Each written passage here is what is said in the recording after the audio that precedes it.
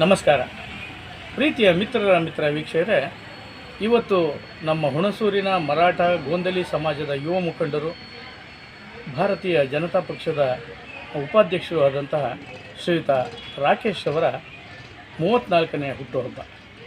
ಹೌದು ವೀಕ್ಷಕರೇ, ರಾಜ್ಯ ಮರಾಠ ಗೋಂದಲಿ ಸಮಾಜದ ನಿರ್ದೇಶಕರಾದಂಥ ಇವರು ತಮ್ಮ ಹುಟ್ಟುಹಬ್ಬದ ದಿನ ಅಂದರೆ ಇವತ್ತು ಹುಣಸೂರಿನ ಪೌರ ಕಾರ್ಮಿಕರಿಗೆ ಸಂತೋಷವಾಗಿ ಬಿರಿಯಾನಿಯನ್ನು ಕೊಟ್ಟು ಅವರು ಸಹ ಅವ್ರ ಜೊತೆಯಲ್ಲಿ ಸಹಭೋಜನ ಮಾಡಿದ್ರು ಅಂದರೆ ನಿಜವಾಗಲೂ ಒಂದು ಹೆಮ್ಮೆ ಪಡಬೇಕಾದಂಥ ವಿಷಯ. 3-4 ವರ್ಷಗಳಿಂದ ನಾನು ಈ ರೀತಿಯ ಒಂದು ಸಮಾಜ ಸೇವೆಯ ಕಾರ್ಯಕ್ರಮವನ್ನು ಮಾಡ್ತಾ ಇದ್ದೇನೆ. ಇವತ್ತು ಹುಣಸೂರನ್ನು ಸ್ವಚ್ಛವಾಗಿ ಇಡುವಂತಹ ಪೌರ ಕಾರ್ಮಿಕರ ಜೊತೆಯಲ್ಲಿ ನಾನು ಸಹಭೋಜನ ಮಾಡ್ತಾ ಇದ್ದೀನಿ ಅಂತಂದರೆ ಅದು ನನಗೆ ಬಹಳ ಖುಷಿ ಅಂತಂದರು. ಅವರ ಜೊತೆಯಲ್ಲಿ ಆ ಒಂದು ಗೋಂದಲಿ ಸಮಾಜದ ಮುಖಂಡರಾದಂತಹ ಸಮಾಜ ಸೇವಕರಾದಂತಹ ಶ್ರೀಯುತ ಸತ್ಯಪ್ಪರವರು ಇದರಲ್ಲಿ ಕಾರ್ಯಕ್ರಮದಲ್ಲಿ ಭಾಗವಹಿಸಿದರು. ಅಪಾರ ತಮ್ಮ ಬಂಧುವರ್ಗದೊಂದಿಗೆ, ಅಪಾರ ತಮ್ಮ ಯುವ ಸ್ನೇಹಿತರೊಂದಿಗೆ ಇವತ್ತು ರಾಕೇಶ್ ಅವರ ಹುಟ್ಟುಹಬ್ಬ ಅರ್ಥಪೂರ್ಣವಾಗಿ ನಡೀತು ಅನ್ನೋದಕ್ಕೆ ಖುಷಿ ಪಡ್ತೇನೆ.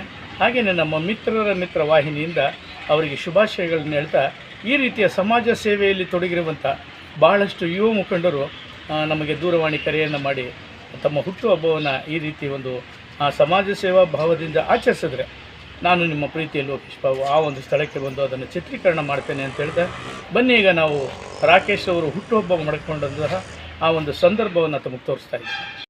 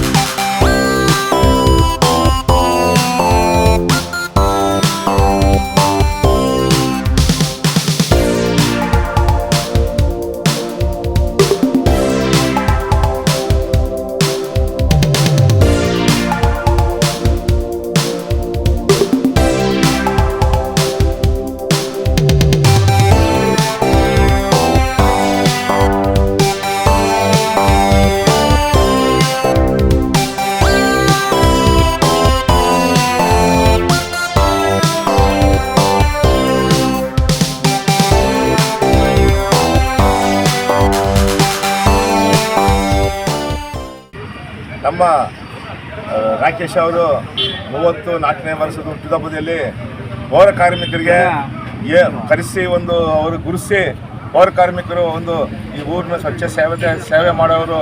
ಇಂಥ ಜನಕ್ಕೆ ನಮ್ಮ ಕೈಲಾಷ್ಟು ಏನೋ ಒಂದು ಉಪಕಾರನ ಒಂದು ಇದು ಮಾಡಬೇಕಂತ ಇವತ್ತು ದಿನ ಅವ್ರಿಗೆ 34ನೇ ಹುಟ್ಟುಹಬ್ಬದ ದಿವಸ ಇವಾಗ ನಮಗೆ ಆಚರಣೆ ಮಾಡಿ ನಮಗೆ ಏನೋ ಖುಷಿ ಪಡಿಸಿದ್ದಾರೆ ಈ ಪೌರ ಕಾರ್ಮಿಕರಿಗೆ, ಪೌರ ಕಾರ್ಮಿಕರಿಗೆ.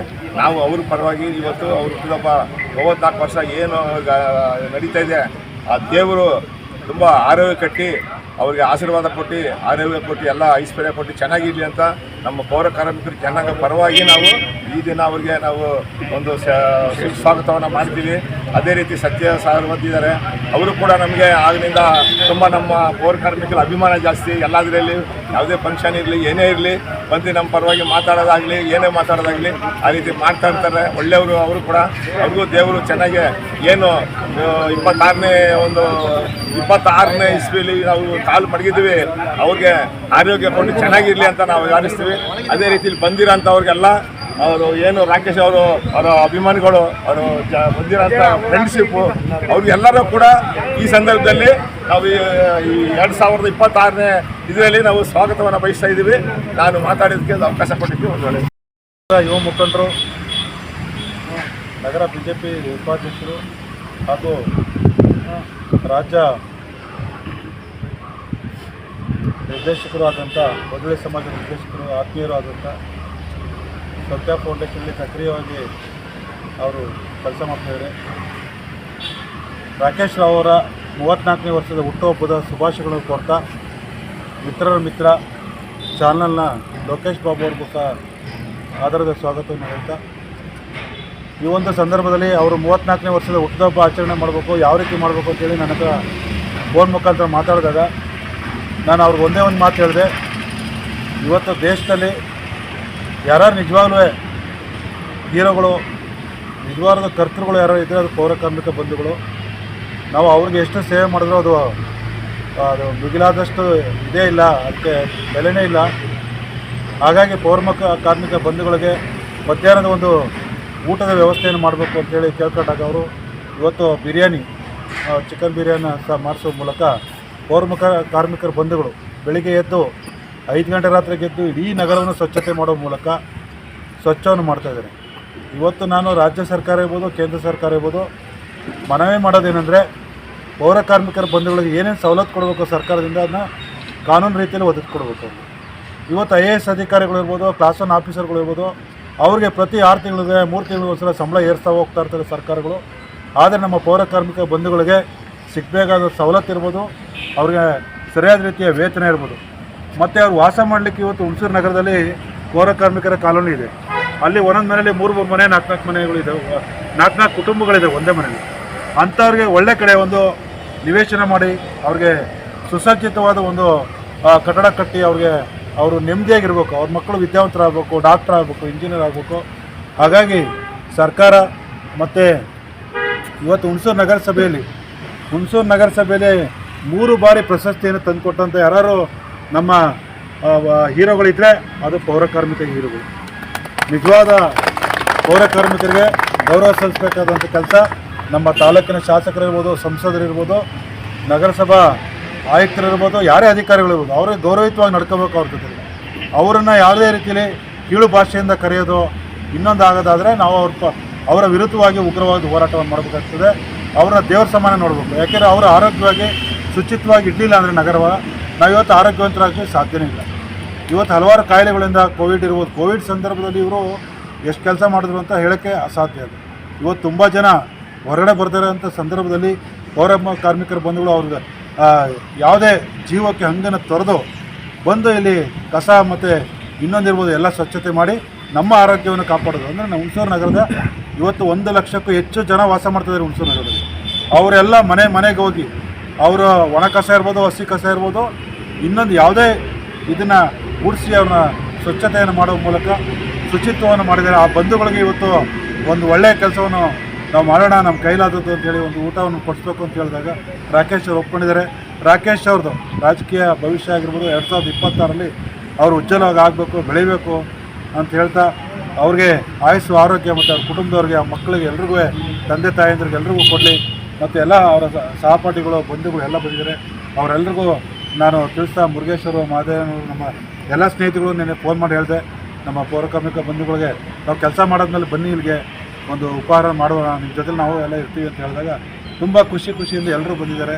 ಅವ್ರಿಗೆ ನಾನು ತುಂಬ ಹೃದಯ ಧನ್ಯವಾದ ಹೇಳ್ತಾ, ಮೊದಲಿಗೆ ಮಿತ್ರರ ಮಿತ್ರ ವಾಹಿನಿಯಿಂದ ರಾಕೇಶ್ ಅವರೇ ನಿಮಗೆ ಹುಟ್ಟುಹಬ್ಬದ ಶುಭಾಶಯಗಳು. Thank you sir. ಎಷ್ಟನೇ ವರ್ಷದ ಹುಟ್ಟುಹಬ್ಬ? 34 ವರ್ಷದ ಹುಟ್ಟುಹಬ್ಬ. 34ನೇ ಹುಟ್ಟುಹಬ್ಬ. ಸರ್, ತಾವು ಏನು ಸಮಾಜ ಸೇವೆಯಲ್ಲಿ ತೊಡಗಿದ್ದೀರಿ? ಯಾವ ಪಕ್ಷದ ಜೊತೆ ಗುರುತಿಸ್ಕೊಂಡಿದ್ದೀರಿ? ಯಾವ ಸಮಾಜದಲ್ಲಿ ಏನು ಹುದ್ದೆಯನ್ನು ಅಲಂಕರಿಸಿದ್ದೀರಿ ಸರ್? ನನ್ನ ಹೆಸರು ರಾಕೇಶ್ ರಾವ್ ಅಂತೇಳಿ. ನಾವು ಮರಾಠ ಕುಂದಳಿಗೆ ಬರ್ತೀವಿ. ಕುಂದಳಿಗೆ ಸ್ಟೇಟ್ ಡೈರೆಕ್ಟರ್ ಆಗಿದ್ದೀನಿ. ಇವತ್ತು ಏನು ನಮ್ಮ ಸಾಹೇಬರು, ಗುರುಗಳು, ಮಾರ್ಗದರ್ಶಕರು, ಹಿರಿಯರು, ಆಮೇಲೆ ನಾನು ಏನೇ ಒಂದು ಒಳ್ಳೆ ಕೆಲಸ ಮಾಡಬೇಕಂತ ಹೇಳಿದ್ರು ನನಗೆ ಮಾರ್ಗವಾಗಿ ನಿಂತು ಇದೆಲ್ಲ ಮಾಡೋ ಒಳ್ಳೆಯದು ಮಾಡು ಅಂತೇಳಿ ಇವತ್ತು ನಮ್ಮ ಸತ್ಯಪ್ಪ ಅವರು ಏನು ನನಗೆ ಅವರು ನನ್ನ ಗುರು. ನಾನು ಇವತ್ತು ಏನೇ ಆಗಿದ್ರು ಅವ್ರು ಮಾಡಿಕೊಟ್ಟಿರೋಂಥ ಆ ದಾರಿಯಲ್ಲಿ ಬೆಳೆದು ಹಾಕಿದ ಹಾದಿ. ಸರ್, ಇದು ನಿಮ್ಮದು 34ನೇ ಹುಟ್ಟುಹಬ್ಬ. ಈ ರೀತಿಯ ಒಂದು ಸಮಾಜ ಸೇವೆ ಕೆಲಸವನ್ನು ಯಾವಾಗಲಿಂದ ಮಾಡಬೇಕು ಅಂತ ಹೇಳಿ ಮಾಡ್ತಾ ಇದ್ದೀರಿ ಸರ್? ನಾನು 4-5 ವರ್ಷದಿಂದ ಮಾಡ್ತಾ ಇದ್ದೀವಿ. ಶಾಲೆಗೆ ಕ್ಯಾಂಪ್ಗಳು, ಡೆಂಟಲ್ ಕ್ಯಾಂಪ್ ಮಾಡಿಸಿದ್ದೀನಿ, ಐ ಕ್ಯಾಂಪ್ ಮಾಡಿಸಿದ್ದೀನಿ. ಮಾಮೂಲಿ ಈ ಥರ ಏನಾದರೂ ನಮ್ಮ ಅಧ್ಯಕ್ಷರು, ನಮ್ಮ ಸಾಹೇಬರು ಏನು ಹೇಳ್ತಾರೆ ಅವ್ರ ಮಾರ್ಗದರ್ಶಿ ಅಂತ ನಾವು. ಸರ್, ಇವತ್ತು ಪೌರ ಕಾರ್ಮಿಕರಿಗೆ ಅವರ ಜೊತೆಯಲ್ಲಿ ನೀವು ಸಹಭೋಜನ ಪಂಕ್ತಿನಲ್ಲಿ ಭಾಗವಹಿಸ್ತೀರಿ ಸರ್. ಏನು ಅನಿಸುತ್ತೆ ಸರ್ ಇದನ್ನು ಮಾಡೋದ್ರಿಂದ? ಇದು ನನ್ನ ಪುಣ್ಯ ಅಂತ ಅನ್ಕೋತೀನಿ ನಾನು. ನನ್ನ 34 ವರ್ಷದಲ್ಲಿ ಇದು ನನ್ನ ಸಿಕ್ಕಿದ ಸೌಭಾಗ್ಯ. ಅದಕ್ಕೆ ಎಲ್ಲ ಅವಕಾಶ ಮಾಡ್ಕೊಂಡ ನಮ್ಮ ಅಣ್ಣ ತಮ್ಮದಿ ಪೌರ ಕಾರ್ಮಿಕರು, ಅಣ್ಣ ತಮ್ಮದಿರು ಎಲ್ಲ ಹಿರಿಯರಿಗೆ ಅವ್ರಿಗೆ ವಂದಿಸ್ತೀನಿ. ಸರಿ. ದಾನಕ್ಕಿಂತ ದಾನ ಹೆಚ್ಚಾಗಿ ಅನ್ನದಾನ ಮುಖ್ಯ ಅಂತ ಹೇಳ್ತಾರೆ. ದಾಸೋಹದ ಮುಂದೆ ಮತ್ತೊಂದು ದಾಸೋಹ ಇಲ್ಲ ಅಂತ. ಮನುಷ್ಯನಿಗೆ ಏನು ಕೊಟ್ಟರೂ ತೃಪ್ತಿ ಆಗೋದಿಲ್ಲ. ಅನ್ನ ಒಂದನ್ನೇ ಅವನು ಹೊಟ್ಟೆ ತುಂಬಿದ ತಕ್ಷಣ ಸಾಕು ಅಂತ ಹೇಳೋದು. ಇದು ನಿಮ್ಗೆ ಎಷ್ಟು ಸಂತೋಷ ತರುತ್ತೆ ಸರ್? ನಾನು ಸೌಭಾಗ್ಯ ಅಂತ ಹೇಳಕ್ಕೆ ಇಷ್ಟಪಡ್ತೀನಿ. ಎಲ್ಲ ನಮ್ಮ ಅಧ್ಯಕ್ಷರು, ನಮ್ಮ ಸಾಹೇಬರು ಏನು ಹೇಳ್ತಾರೆ ಅವ್ರ ಮಾರ್ಗದರ್ಶಿ ಅಂದರೆ ಅವ್ರಿಗೆ ಹೇಳಿದ ನಾನು ಫಸ್ಟು ಡಿಸ್ಕಸ್ ಮಾಡಿದೆ. ಸರಿ ಅಂಕಲ್ ಏನು ಮಾಡಬೇಕು, ಏನು ಮಾಡಬೇಕು ಅಂತೇಳಿ. ಏನೂ ಮಾಡಬೇಡಿ, ನೀವು ಫಸ್ಟು ನಾನು ಹೇಳೋದನ್ನ ಮಾಡಿ. ಪೌರ ಕಾರ್ಮಿಕರಿಗೆ ಒಂದು ಒಳ್ಳೆ ಊಟ ಯೋಜನೆ ಮಾಡಿ ಅಂತಂದರು. ಸರಿ ಹಿಂಗೆಲ್ಲ ಆಯ್ತು ನಾನು ಮಾಡ್ತೀನಿ ಅಂದ್ಬಿಟ್ಟು ನಮ್ಮ ಸಾಹೇಬ್ರು ಏನು ಹೇಳಿದರೆ ಅದನ್ನ ಪಾಲನೆ ಮಾಡ್ತೀನಿ ಅಷ್ಟೇ. ಸತ್ಯಪಣ್ಣ ಅವರೇ, ಇಲ್ಲಿ ಒಂದು ಮಾತನ್ನು ಹೇಳೋದಕ್ಕೆ ನಾನು ಇಷ್ಟಪಡ್ತೇನೆ. ಒಂದು ಕೋಟಿ ಇದ್ದಾರೇನಂತ ಮನುಷ್ಯನಿಗೆ ಕೊಡುವ ಮನಸ್ಸಿಲ್ಲದಿದ್ದಾರೆ ಅಂತ. ಎಲ್ಲರೂ ಸಹ ಮತ್ತಷ್ಟು ಬೇಕು ಅಂತ ಆಕಾಶದ ಕಡೆ ಕೈ ಚಾಚ್ತಾರೆ ಹೊರತು ಕೈ ಎತ್ತಿ ಕೊಡುವ ಜನ ಬಹಳ ಕಡಿಮೆ. ಅಂಥವ್ರ ಮಧ್ಯೆ ರಾಕೇಶ್ ಅವರೇ ನೀವು ಒಂದು ಒಳ್ಳೆ ಕೆಲಸವನ್ನು ಮಾಡ್ತಾಯಿದ್ದೀರಿ. ಇದು ನನ್ನ ಸೌಭಾಗ್ಯ ಅಂತ ಹೇಳ್ತೀರಿ.